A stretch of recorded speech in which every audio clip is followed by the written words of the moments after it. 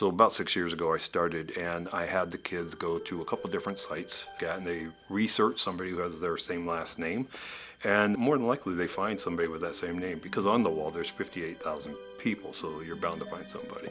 So I say, if you can't find your last name, use your mom's maiden name, use a cousin's name, use a friend's name, and they all find somebody.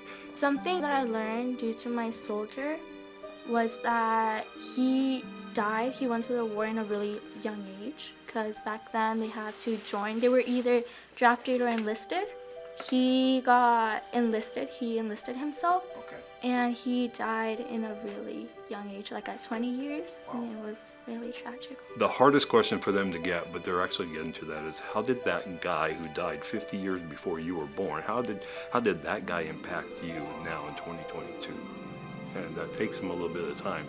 But I think Isaac said it perfectly when he said, he showed me that here was somebody that had the bravery to stand up and to make this country free so I could still live here 50 years, 60 years later.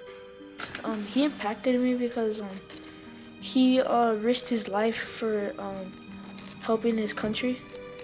He really impacted me because I got to learn a lot about him. I didn't know that he actually existed, but thanks to Thomas Robert Avila, I got to learn that he was such a great guy. He had a lot of bravery, and I really honor him, and I was really honored to have studied such man.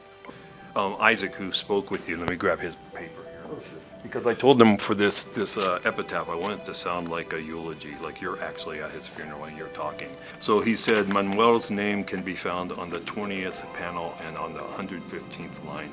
This man impacted my life because he served to help our country while knowing he could die. He also could have been a relative of mine. He should never be forgotten. God bless his soul.